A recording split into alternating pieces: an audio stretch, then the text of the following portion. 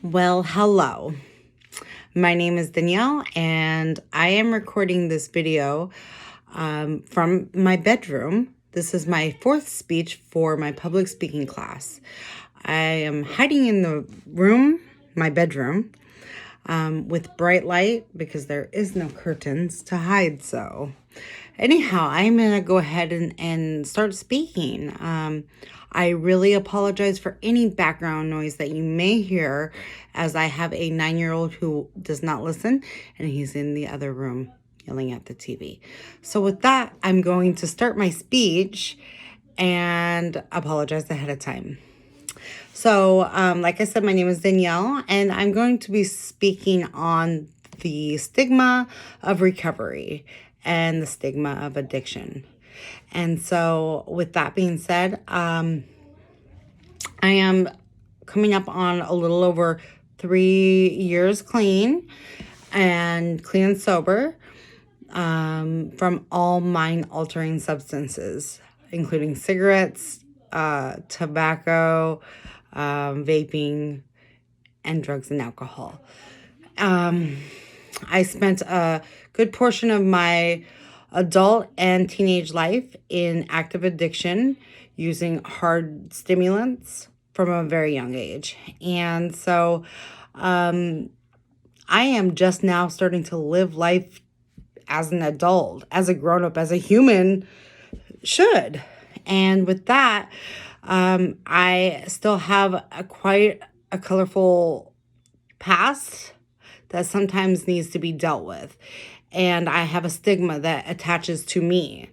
Let me give you for example.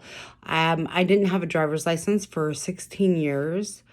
And I had an extensive driving without a license and insurance record. And I only recently, in the last 2 years, have received my driver's license. I am fully insured. I am almost a car owner, like I'm almost done paying my car off. And, I get pulled over, and that rap sheet gets, it gets brought up right away. And so I'm looked at a little differently immediately. So there's a stigma there. I'll give you another example. I have a friend who is a mother of 4 children.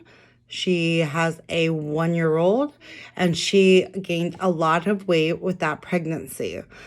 And then she started losing weight after she has her child, right?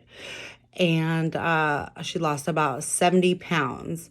And she had an injury when it comes to working out, and went to the doctors, and the doctors noted her as drug seeking because she's a known recovering addict, and marked it, as drug seeking, when that was not so. She clearly had an injury.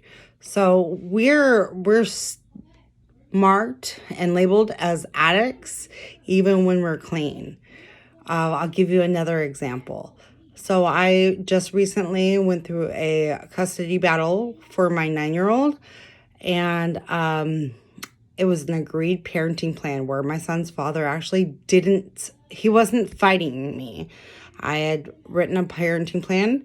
He agreed upon it. He signed it. And the judge looked at my past and was like, I clearly cannot, in good faith, give this child to you. Have you went to treatment? Did you go to treatment, ma'am? I did not go to treatment. I went other places. And I go to a 12-step program. And so, but that's anonymous, right? So,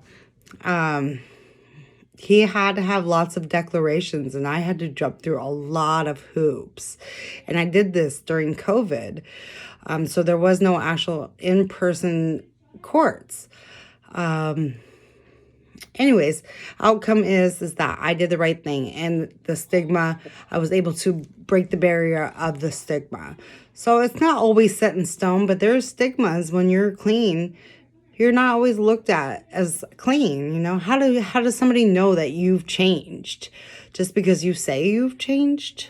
You really have to show the work, do the work, and constantly